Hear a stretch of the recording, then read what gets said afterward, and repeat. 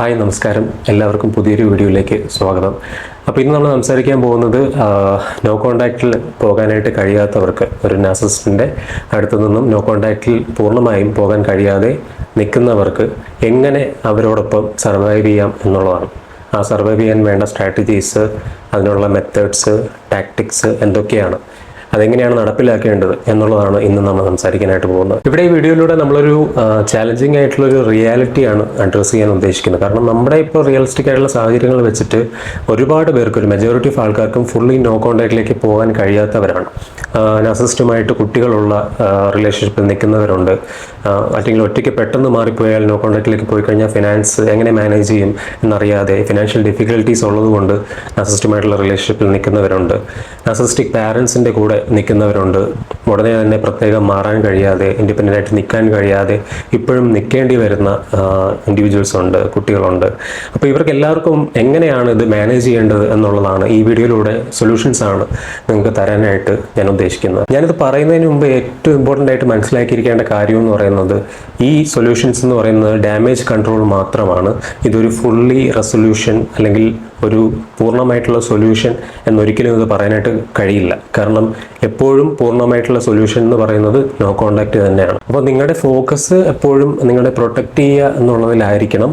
നിങ്ങൾ നിൽക്കുന്ന സാഹചര്യത്തിൽ എങ്ങനെ ഒരു സേഫ് സ്പേസ് ഉണ്ടാക്കിയെടുക്കാം എന്നുള്ളതിലായിരിക്കണം. അപ്പോൾ നാർസിസിസ്റ്റുമായിട്ട് കോൺടാക്റ്റിലിരിക്കുന്നവർ ചെയ്യേണ്ട ഒന്നാമത്തെ ടാക്ടിക് എന്ന് പറയുന്നത് ഗ്രേ റോക്ക് മെത്തേഡാണ്. മുമ്പ് നമ്മൾ ഇതുപോലെ വീഡിയോയിൽ ഓൾറെഡി ഇത് പറഞ്ഞിട്ടുണ്ട്, ഗ്രേ റോക്ക് മെത്തേഡിനെ പറ്റിയിട്ട്. എന്താണ് ഗ്രേ റോക്ക് മെത്തേഡ് എന്ന് പറഞ്ഞു കഴിഞ്ഞാൽ, നിങ്ങളൊരു ഗ്രേ റോക്കായി മാറുക എന്നുള്ളതാണ്, നിങ്ങളൊരു കല്ല് പോലെ മാറുക എന്നുള്ളതാണ് ഒരു നാർസിസിസ്റ്റിൻ്റെ പ്രസൻസിൽ. മാക്സിമം നിങ്ങൾ അവർക്ക് കൊടുക്കുന്ന ഇമോഷണൽ റിയാക്ഷൻസ് മിനിമൈസ് ചെയ്ത് കൊണ്ടുവന്ന് അവരുമായിട്ടുള്ള കോൺവെർസേഷൻ വളരെ ബ്രീഫും ഫാക്ച്വലുമാക്കി, നിങ്ങളുടെ പേഴ്സണൽ ഇൻഫർമേഷൻ കൂടുതൽ ഷെയർ ചെയ്യാതെ കോൺഫ്ലിക്റ്റ് അവോയ്ഡ് ചെയ്ത് നിൽക്കുന്ന ഒരു സിറ്റുവേഷൻ, അല്ലെങ്കിൽ അങ്ങനെ പ്രാക്ടീസ് ചെയ്താണ് നമ്മൾ ഈ ഗ്രേ റോക്ക് മെത്തേഡിലേക്ക് എത്തേണ്ടത്. കഴിവതും നിങ്ങളുടെ പേഴ്സണൽ ആയിട്ടുള്ള ഇൻഫർമേഷൻസ് മാക്സിമം ഷെയർ ചെയ്യാതെ ഈ പറഞ്ഞ കാര്യങ്ങളൊക്കെ പ്രാക്ടീസ് ചെയ്യുക എന്നുള്ളതാണ് ഗ്രേ റോക്ക് മെത്തേഡിൽ ചെയ്യേണ്ടത്.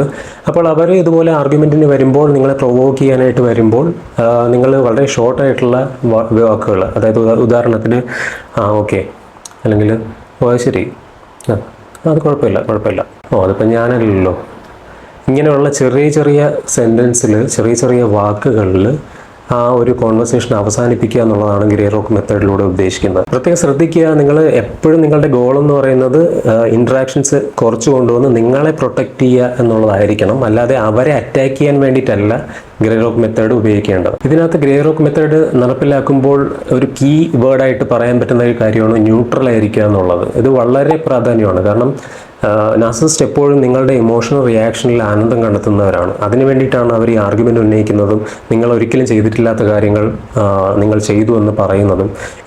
ഏതെങ്കിലും തരത്തിൽ ഇവർ ആ ഒരു റിയാക്ഷൻ ഉണ്ടാക്കാൻ വേണ്ടി ശ്രമിച്ചുകൊണ്ടിരിക്കും. അപ്പം നിങ്ങൾ മാക്സിമം നിങ്ങളുടെ സാഡ്നെസ്, നിങ്ങളുടെ ആങ്കർ, നിങ്ങൾക്ക് ആ ഒരു തിരിച്ച് പറയാനുള്ള ത്വരയുണ്ടല്ലോ, അത്തരത്തിൽ കാര്യങ്ങളൊന്നും തിരിച്ച് പറയാതെ, ഇൻട്രാക്ട് ചെയ്യാതെ ഒരു ന്യൂട്രൽ ഫേസ് മെയിൻറ്റെയിൻ ചെയ്യുക എന്നുള്ളതാണ്. ഒരു ഇമോഷൻസും പ്രകടിപ്പിക്കാതിരിക്കുക. ഒരു തരത്തിലും ഇതൊന്നും നിങ്ങളെ അഫക്റ്റ് ചെയ്യുന്നില്ല എന്നുള്ള രീതിയിൽ നിങ്ങൾ ആ ന്യൂട്രൽ ആയിട്ടുള്ള ഒരു ഫേഷ്യൽ എക്സ്പ്രഷനും ബോഡി ലാംഗ്വേജും മെയിൻറ്റെയിൻ ചെയ്യുക എന്നുള്ളതാണ്. ഇതിൽ കുറച്ചധികം ബ്രേവായിരിക്കേണ്ടത് വളരെ ആവശ്യമാണ്. കാരണം എപ്പോഴും ഇവർക്ക് റിയാക്ഷൻ കൊടുക്കുമ്പോൾ അത് ഷോർട്ടും ഓൺ പോയിന്റും ആയിരിക്കണം. അത് ഒരു തരത്തിലും അത് എസ്കലേറ്റ് ആയി പോകരുത്, വലിയ ലോങ് കോൺവെർസേഷനിലേക്ക് പോകരുത്. ഇൻറ്റേർണലി നിങ്ങൾ ആ ഒരു ഇത് കോൺവെർസേഷനിലേക്ക് പോവുകയാണ് എന്ന് മനസ്സിലാക്കി അത് സ്റ്റോപ്പ് ചെയ്യേണ്ടതുണ്ട്. ആ ഒരു ബുദ്ധി നിങ്ങൾ കാണിക്കേണ്ടതുണ്ട്. അത് പ്രാക്ടീസിലൂടെ ശരിയായി വരുള്ളൂ. ഫാക്ച്വൽ ആയിട്ടുള്ള സ്റ്റേറ്റ്മെൻറ്റ്സ് പറയാനായിട്ട് ശ്രദ്ധിക്കുക. ഇപ്പോൾ ഉദാഹരണത്തിന് പറയുകയാണെങ്കിൽ, നിങ്ങൾ അവരോട് പറയുകയാണ്, നിങ്ങൾ ആ കോൾ വിളിക്കാമെന്ന് പറഞ്ഞിട്ട് എന്താ വിളിക്കാത്തത് എന്ന് പറയുന്നതിന് പകരം, ഒരു കോൾ വിളിക്കാമെന്ന് പ്ലാൻ ചെയ്തിരുന്നു, അത് നടന്നില്ല, അത് വിളിച്ചില്ലായിരുന്നു, ഇങ്ങനെ സംസാരിക്കുക. അതായത് ഫാക്ച്വൽ ആയിട്ടുള്ള കാര്യങ്ങൾ പറയുക. നിങ്ങളുടെ ഇമോഷൻ ഒരിക്കലും, നിങ്ങളുടെ പേഴ്സണൽ ഫീലിംഗ് ഒരിക്കലും നിങ്ങളുടെ സ്റ്റേറ്റ്മെൻറ്റ്സിൽ റിഫ്ലക്റ്റ് ചെയ്യരുത്. ഒരു ഫുള്ളി ലാക്ക് ഓഫ് എൻഗേജ്മെൻ്റ് ആണ് ഇവിടെ ഉദ്ദേശിക്കുന്നത്. ഒരു തരത്തിലും അവരോട് ആർഗ്യുമെൻറ്റിലും ഒരു തരത്തിലും സംവാദങ്ങളിലും ഏർപ്പെടാതിരിക്കുന്നതിനൊപ്പം തന്നെ നിങ്ങളെ ഡിഫെൻഡ് ചെയ്യുന്നത്, നമ്മളുടെ ഒരു പ്രവണത എപ്പോഴും ഉണ്ടായിരിക്കും. അയ്യോ, ഞാൻ അങ്ങനെയല്ല ഉദ്ദേശിച്ചത്, ഞാൻ ഇങ്ങനെയല്ല ഉദ്ദേശിച്ചത്, ഞാൻ അതല്ല ചെയ്യാൻ ഉദ്ദേശിച്ചത്, ഞാൻ ഇതല്ല ചെയ്യാൻ ഉദ്ദേശിച്ചത് എന്നുള്ള രീതിയിൽ നമ്മളെ ഡിഫെൻഡ് ചെയ്യുന്ന തരത്തിലുള്ള ഒരു തരത്തിലുള്ള കാര്യങ്ങളും പറയാതിരിക്കുക. ഇപ്പോൾ ഒരു വ്യക്തമായിട്ടുള്ള ഉദാഹരണം പറയുകയാണെങ്കിൽ, അവർ ഗിൽറ്റ് ട്രിപ്പ് ചെയ്യുകയും ഇമോഷണൽ ബ്ലാക്ക്മെയിലിംഗ് ചെയ്യുന്ന രീതിയിൽ നിങ്ങളോട് പലപ്പോഴും സംസാരിക്കാറുണ്ടായിരിക്കും.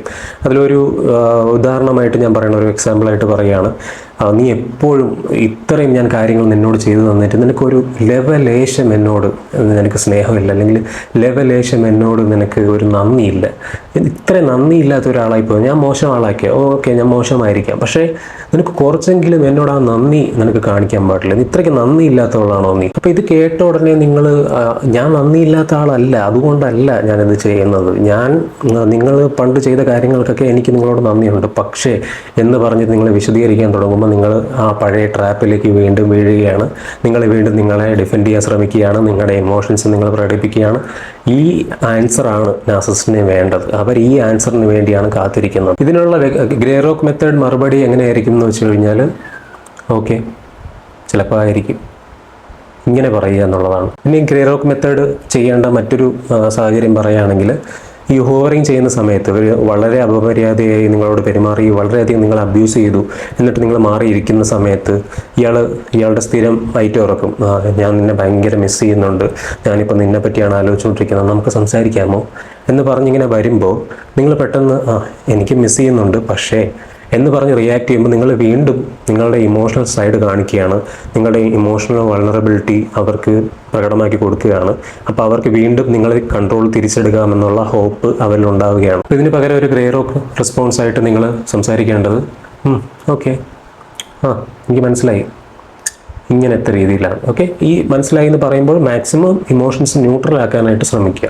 പിന്നെ ഈ ഗ്രേ റോക്ക് മെത്തേഡ് ട്രൈ ചെയ്യുമ്പോൾ മാക്സിമം കൺസിസ്റ്റൻ്റ് ആയിട്ടിരിക്കാൻ ശ്രമിക്കുക. ഇൻകൺസിസ്റ്റൻസി ഇതിനകത്ത് നിങ്ങൾ ഇടയ്ക്ക് ഇമോഷണൽ ആയിട്ടുള്ള ഇതിട്ട് കൊടുത്തു കഴിഞ്ഞാൽ, ഇമോഷണൽ ആയിട്ടുള്ള രീതിയിൽ റിയാക്ട് ചെയ്ത് കഴിഞ്ഞാൽ അവർക്കത് സപ്ലൈ ആണ്, അല്ലെ അവർക്കത് സന്തോഷമേ ഉള്ളൂ. അപ്പോൾ ആ ഒരു തരത്തിലും ഗ്രേ റോക്ക് മെത്തേഡ് പ്രാക്ടീസ് ചെയ്ത് നിങ്ങളൊരു പെർഫെക്റ്റ് ആവുന്നവരെ ഇത്തരത്തിൽ കൺസിസ്റ്റൻ്റ് ആയിട്ട് ഇത് പ്രാക്ടീസ് ചെയ്തുകൊണ്ടിരിക്കുക.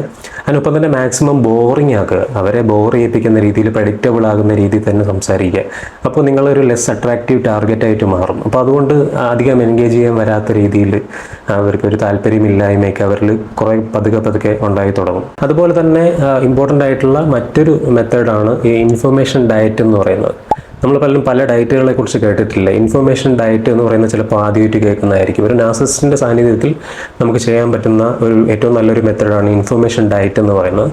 ഇത് മറ്റൊന്നുമല്ല, നിങ്ങളുടെ പേഴ്സണൽ ഇൻഫർമേഷൻസും നിങ്ങളുടെ വൾണറബിലിറ്റീസും നിങ്ങൾക്കെതിരെ ഉപയോഗിക്കാനായിട്ട് വളരെ സാമർഥ്യമുള്ളവരാണ് നാർസിസ്റ്റുകൾ. എപ്പോഴും നിങ്ങൾക്ക് പ്രിയപ്പെട്ട കാര്യങ്ങൾ, നിങ്ങളുടെ പേഴ്സണലായിട്ടുള്ള ലൈഫിലെ ഇൻഫർമേഷൻസ്, അല്ലെങ്കിൽ നിങ്ങളുടെ ഇമോഷണൽ ആയിട്ടുള്ള വൾണറബിലിറ്റീസ്, ഇത്തരം കാര്യങ്ങളൊന്നും നാർസിസിസ്റ്റിന് ഷെയർ ചെയ്യാതിരിക്കുക എന്നുള്ളതാണ്. മാക്സിമം നാർസിസിസ്റ്റിനോട് ഷെയർ ചെയ്യാതിരിക്കുക, അല്ലെങ്കിൽ ഇതുവരെ ഷെയർ ചെയ്തുകൊണ്ട് വന്നിരിക്കുന്നത് സ്റ്റോപ്പ് ചെയ്ത് ഒരു ഇൻഫർമേഷൻ ഡയറ്റ് നിങ്ങൾ എടുത്തു തുടങ്ങുക എന്നുള്ളത്. നിങ്ങളുടെ ഇപ്പോഴത്തെ പേഴ്സണൽ ലൈഫ് സിറ്റുവേഷനെ പറ്റിയിട്ട്, നിങ്ങളുടെ ഫീലിങ്സിനെ പറ്റിയിട്ട്, നിങ്ങളുടെ ഇനിയുള്ള ആഗ്രഹങ്ങളും ഉദ്ദേശങ്ങളെ പറ്റിയിട്ടും ഒന്നും ഇവർക്ക് ഒരു ഐഡിയയും കൊടുക്കരുത്, ഒരു തരത്തിലുള്ള ഇൻഫർമേഷൻ അവർക്ക് കൊടുക്കരുത് എന്നുള്ളതാണ്. പിന്നെ മൂന്നാമത്തെ ഒരു ടാക്ടിക്കാണ് സ്ട്രാറ്റജിക് ഡിറ്റാച്ച്മെന്റ് എന്ന് പറയുന്നത്.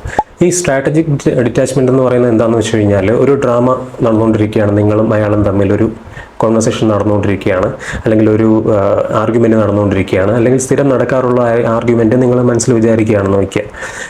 അവിടെ ഒരു ആർഗ്യുമെൻറ്റ് നടന്നുകൊണ്ടിരിക്കുമ്പോൾ നിങ്ങളൊരു മൂന്നാമത്തെ വ്യക്തിയായിട്ട് അത് നോക്കുന്ന രീതിയിൽ സങ്കല്പിക്കുക. അപ്പോൾ അത്തരത്തിൽ ഈ ഡ്രാമയ്ക്കകത്ത് നിന്ന് നിങ്ങൾ പുറത്ത് വന്ന ശേഷം ഡിറ്റാച്ച്ഡ് ആയിക്കൊണ്ട് നിങ്ങളുടെ ഇതുപോലെ അവരുടെ അറ്റാക്ക്, അവർ പറയുന്ന കാര്യങ്ങളൊന്നും നിങ്ങളെ പേഴ്സണലി അഫക്റ്റ് ചെയ്യുന്നില്ല എന്നുള്ള രീതിയിൽ നിങ്ങൾ എടുക്കുക, അല്ലെങ്കിൽ ഒരിക്കലും ഞാൻ പേഴ്സണലി എടുക്കില്ല എന്നുള്ള രീതിയിൽ നിങ്ങൾ മനസ്സിൽ ഉറപ്പ് വരുത്തുക. എപ്പോഴും നിങ്ങളെ സ്വയം ഓർമ്മപ്പെടുത്തുക. അവരുടെ ഇത്തരം ബിഹേവിയേഴ്സ്, നിങ്ങളെ വിളിച്ചു പറയുന്ന ഓരോ കാര്യങ്ങളും അവരെ ഒരു മിററിൽ നോക്കി പറയുന്ന പോലെ സങ്കല്പിക്കുക. അതായത് അവരെ ഒരു മിററിൽ നോക്കി പറയുന്ന എക്സാക്ട്ലി അതുപോലെയാണ് അവരെ തന്നെയാണ് വിളിച്ചു പറഞ്ഞുകൊണ്ടിരിക്കുന്നത്. അവരുടെ ഉള്ളിലെ ഹൈലി ഇൻസെക്യൂർ ആയിട്ടുള്ള അവരുടെ സ്വഭാവത്തെയും അവരുടെ നേച്ചറിനെയും ആ ഇൻസെക്യൂർ ആയിട്ടുള്ള നാർസിസിസ്റ്റിൻ്റെ ഒരു ലെയിംനെസ്സിനെയും അവരുടെ ബുദ്ധിശൂന്യതയുമാണ് അവരിങ്ങനെ പുറത്ത് കാണിച്ചുകൊണ്ടിരിക്കുന്നത് എന്നുള്ളത് നിരന്തരം നിങ്ങളെ റിമൈൻഡ് ചെയ്തുകൊണ്ടിരിക്കുക. പിന്നെ അടുത്ത കാര്യം ബൗണ്ടറി സെറ്റ് ചെയ്യുന്നതിനെ കുറിച്ചാണ്. ബൗണ്ടറി സെറ്റിങ്സിൽ പ്രധാനമായിട്ടും നമ്മൾ ആദ്യം നമ്മൾ പ്രാക്ടീസ് ചെയ്ത് തുടങ്ങേണ്ടത് അവരെ ഇൻട്രപ്റ്റ് ചെയ്യാൻ അനുവദിക്കാതിരിക്കുക എന്നുള്ളതാണ്, അനുവദിക്കരുത് എന്നുള്ളതാണ്.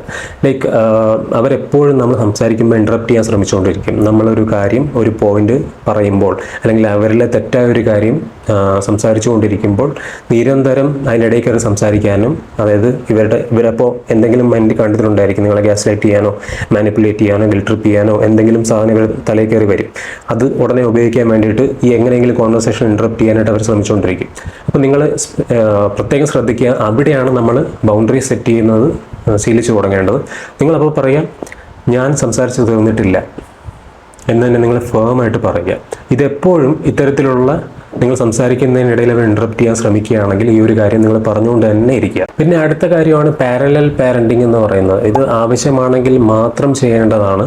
നിങ്ങളൊരു കുട്ടിയൊപ്പം ഷെയർ ചെയ്യുകയാണെങ്കിൽ നിങ്ങൾക്ക് തന്നെ അറിയാം എത്രത്തോളം അബ്യൂസീവാണ് ഒരു നാർസിസിസ്റ്റുമായിട്ടുള്ള റിലേഷൻഷിപ്പ് എന്നും അതിലൂടെ ഉണ്ടാകുന്ന ബുദ്ധിമുട്ടുകളെന്നും. അപ്പോൾ പാരലൽ പാരൻറ്റിങ് എന്ന് പറയുന്ന ഈ ഒരു കാര്യം വേണമെങ്കിൽ ചെയ്യുന്ന ഒരു കാര്യമാണ്. താൽക്കാലികമായിട്ട് ചെയ്യാനേ ഞാൻ നിങ്ങളോട് റെക്കമെൻഡ് ചെയ്യുള്ളൂ. കാരണം ഒരു കുട്ടിയുമായിട്ട് നിങ്ങൾ ഒരു നാർസിസിസ്റ്റിനൊപ്പം നിൽക്കുമ്പോൾ നിങ്ങൾ ഒറ്റയ്ക്ക് തന്നെയാണ് ആ പാരൻറ്റിങ് ചെയ്യേണ്ടി വരിക. അപ്പോൾ കഴിവതും പാരലായിട്ട് നിന്നുകൊണ്ട് ഈ നാർസിസിസ്റ്റിനെ അതിനകത്ത് മാക്സിമം ഇൻവോൾവ് ചെയ്യിക്കാതിരിക്കുക എന്നുള്ളതാണ്. അതൊരു ഹെൽത്തി ആയിട്ടുള്ള പ്രാക്ടീസ് അല്ല, പക്ഷേ നമുക്ക് നിവൃത്തിയില്ലാത്തതുകൊണ്ട് അത് ചെയ്യുക എന്നുള്ളതാണ്. ബേസിക് ആയിട്ടുള്ള കുട്ടിയുടെ നെസസിറ്റീസിനെ പറ്റി മാത്രമേ, അല്ലെങ്കിൽ അതിനു വേണ്ടി മാത്രമേ ഇയാളെ ഇൻവോൾവ് ചെയ്യിപ്പിക്കാവുള്ളൂ. അപ്പോൾ ഇതൊക്കെ ഒന്ന് സൂക്ഷിക്കുന്നത് വളരെ നല്ലതായിരിക്കും. നിങ്ങളൊന്ന് എഴുതി ഓർഗനൈസ് ചെയ്തിട്ട് ആ രീതിയിൽ പ്ലാൻ ചെയ്ത് ഈ ഒരു പാരലൽ പാരൻറ്റിങ് എന്ന് പറയുന്ന കാര്യം എക്സിക്യൂട്ട് ചെയ്യുന്നത് വളരെ നന്നായിരിക്കുമെന്നാണ് എനിക്ക് തോന്നുന്നത്. അപ്പോൾ ഒന്ന് അത് ട്രൈ ചെയ്ത് നോക്കുക. ഈ പറഞ്ഞ കാര്യങ്ങളൊക്കെ ചെയ്യുന്നത് നിങ്ങൾക്കും നാർസിസിസ്റ്റിനും ഇടയിൽ ഒരു ബാരിക്കേഡ് ഉണ്ടാക്കി വയ്ക്കാനും നിങ്ങളെ കൂടുതൽ പ്രൊട്ടക്റ്റീവായിട്ട് സേഫായിട്ടും തൽക്കാലത്തേക്ക് അവിടെ നിർത്താനും സഹായമാകുന്ന ഒരു കാര്യമായിരിക്കും. പിന്നെ അവസാനമായിട്ട് പറയാനുള്ളത് എല്ലാ കാര്യങ്ങളും ഡോക്യുമെൻ്റ് ചെയ്യുക എന്നുള്ളതാണ്. നമ്മൾ മറ്റ് വീഡിയോകളിലും പറഞ്ഞിട്ടുള്ള ഒരു കാര്യമാണ്. ഡോക്യുമെൻ്റ് ചെയ്യുമ്പോൾ ഇവരുടെ ആക്ഷൻസ്, ഇവരുടെ പ്രവൃത്തികൾ, ഇവരുടെ വോയിസ് നോട്ട്സ്, ഇതെല്ലാം ഏതൊക്കെ ഫോമിൽ നിങ്ങൾക്ക് ഡോക്യുമെൻ്റ് ചെയ്ത് സൂക്ഷിക്കാൻ പറ്റുമോ അതെല്ലാം ഡോക്യുമെൻ്റ് ചെയ്ത് സൂക്ഷിക്കുക. ഇതൊന്നും പ്രയോജനപ്പെടില്ല, ഇതൊന്നും തെളിവുകളായിട്ട് എടുക്കില്ല എന്നൊക്കെയുള്ള തോന്നലുകളും തോട്ട്സും നിങ്ങളുടെ മൈൻഡിലുണ്ടെങ്കിലും ദയവ് ചെയ്ത് അതിനെ ഡോക്യുമെൻ്റ് ചെയ്യുന്നതിൽ നിന്നും പിന്നോട്ട് വലിക്കരുത് ഒരിക്കലും. എല്ലാ കാര്യങ്ങളും ഡോക്യുമെൻ്റ് ചെയ്യുക. അതെന്തായാലും തെളിവായിട്ട് നമുക്ക് ഉപയോഗിക്കാനായിട്ട് സാധിക്കും. കഴിവതും ഇവരുമായിട്ടുള്ള ഇൻട്രാക്ഷൻസ്, ഇവർ ഡ്രാമ കളിക്കുന്നത്, ആർഗ്യുമെൻ്റ് ചെയ്യുന്നത്, ഇവരുടെ സംഭാഷണങ്ങൾ, ഇതിൻ്റെ പാറ്റേൺ ഒക്കെ നിരന്തരം റെക്കോർഡ് ചെയ്യുന്നതൊക്കെ വളരെ നന്നായിരിക്കും. കാരണം സ്ഥിരമായിട്ട് ഇവർ ഇങ്ങനെയാണ് എന്നുള്ളതൊക്കെ പ്രൂവ് ചെയ്യാനായിട്ട് നമുക്ക് വളരെയധികം ഹെൽപ്പ് ചെയ്യുന്ന കാര്യങ്ങളായിരിക്കും. അപ്പോൾ ഇപ്പോഴത്തെ ടെക്നോളജിക്കലായിട്ടുള്ള അഡ്വാൻസ്മെൻറ്റ് മാക്സിമം ഉപയോഗിക്കുക. ടെക്സ്റ്റ് മെസ്സേജസും അങ്ങനെയുള്ള കാര്യങ്ങളൊക്കെ സേവ് ചെയ്യുന്നതിലൂടെ പറ്റുന്ന എല്ലാം സേവ് ചെയ്യുക എന്നുള്ളതാണ് ബേസിക് ആയിട്ടുള്ള മെസ്സേജ്. അപ്പോൾ ഇത് പ്രാക്ടീസ് ചെയ്യുന്നതിലൂടെ നിങ്ങൾ ഇപ്പോൾ നാർസിസിസ്റ്റ് ചുമ്മാ വന്നിട്ട് ചാടിക്കയറി നിങ്ങളടുത്ത് വന്നൊരു ആർഗ്യുമെൻറ്റിന് വരുമ്പോൾ, നിങ്ങളെ പ്രൊവോക്ക് ചെയ്യാനായിട്ട് വരുമ്പോൾ, നിങ്ങൾ നിന്ന് സപ്ലൈ എടുത്ത് ആനന്ദം കണ്ടെത്താനായിട്ട് വരുമ്പോൾ നിങ്ങൾ റെസ്പോണ്ട് ചെയ്യേണ്ടത് എനിക്കിപ്പോൾ സംസാരിക്കാൻ താല്പര്യമില്ല എന്നുള്ള രീതിയിലായിരിക്കണം. നിങ്ങളടുത്ത് നിങ്ങളുടെ വീക്കെൻഡിലെ പ്ലാൻ എന്താണ്, നിങ്ങളുടെ അടുത്ത പ്ലാൻസ് ഒക്കെ എന്താണ് എന്നൊക്കെ ചോദിക്കുമ്പോൾ നിങ്ങൾ പറയണം എനിക്ക് പ്ലാനൊക്കെ ഉണ്ട്, അല്ലെങ്കിൽ എനിക്ക് കുറച്ച് പ്ലാനൊക്കെ ഉണ്ട് എന്നുള്ള രീതിയിലായിരിക്കണം നിങ്ങൾ സംസാരിക്കേണ്ടത്. അതിൻ്റെ കൂടെ തന്നെ പ്രൊഫഷണൽ ആയിട്ടുള്ള ഹെൽപ്പ് വളരെ ഇൻവാല്യുബിൾ ആയിട്ടുള്ള ഒരു അസറ്റാണ്. ഒരു തെറാപ്പിസ്റ്റിൻ്റെ തെറാപ്പി എടുക്കുക എന്നുള്ളത് നിങ്ങളെ ഗൈഡ് ചെയ്യുന്നതിൽ വളരെയധികം സഹായിക്കും. പ്രൊഫഷണൽ ആയിട്ടുള്ള ഹെൽപ്പ് എന്തായാലും എടുത്തിരിക്കേണ്ട ഒരു കാര്യമാണ്. നമ്മുടെ വീഡിയോ കണ്ടിട്ട് ഒരുപാട് പേര് തെറാപ്പിയിലേക്ക് പോയിട്ട് അവരെല്ലാവരും നല്ല അഭിപ്രായമാണ് പറയുന്നത്. ഭൂരിഭാഗം പേരും വളരെയധികം അവരെ ഹെൽപ്പ് ചെയ്യുന്നുള്ള ഫീഡ്ബാക്ക് എനിക്ക് കിട്ടുന്നുണ്ട്. അപ്പോൾ തെറാപ്പിസ്റ്റിൻ്റെ കോൺടാക്ട്സ് വേണമെങ്കിൽ എൻ്റെ ഇൻസ്റ്റാഗ്രാം പേജിൽ നിങ്ങൾ മെസ്സേജ് ചെയ്യുക. ഈ വീഡിയോയിൽ പറഞ്ഞ കാര്യങ്ങൾ എന്തെങ്കിലും നിങ്ങൾക്ക് കണക്ട് ചെയ്യാൻ പറ്റിയിട്ടുണ്ടോ, നിങ്ങൾക്ക് അനുഭവിച്ചിട്ടുണ്ടോ എന്നുള്ള കാര്യങ്ങളൊക്കെ നിങ്ങളിവിടെ കമൻറ്റ് സെക്ഷനിൽ അറിയിക്കുക. മാക്സിമം ഈ വീഡിയോ കൂടുതൽ ആൾക്കാരിലേക്ക് ഷെയർ ചെയ്ത് എത്തിക്കുക. കാരണം ഇത് വളരെ ഇമ്പോർട്ടൻ്റ് ആണ്. ഒരുപാട് പേർക്ക് ഇത് ഹെൽപ്പ് ആവശ്യമുണ്ട്. അപ്പം നിങ്ങൾക്കറിയാവുന്ന മാക്സിമം ആൾക്കാരിലേക്ക് ഈ വീഡിയോ ഷെയർ ചെയ്ത് എത്തിക്കുക. വീഡിയോ ലൈക്ക് ചെയ്ത് ഈ കമ്മ്യൂണിറ്റിയുടെ ഭാഗമാകുക. ഇത്രയും പറഞ്ഞുകൊണ്ട് ഇന്നത്തെ വീഡിയോ അവസാനിപ്പിക്കുകയാണ്. പുതിയൊരു വീഡിയോ ആയിട്ട് അടുത്ത ദിവസങ്ങളിൽ തന്നെ നമുക്ക് വീണ്ടും കാണാം. അതുവരെ എല്ലാവർക്കും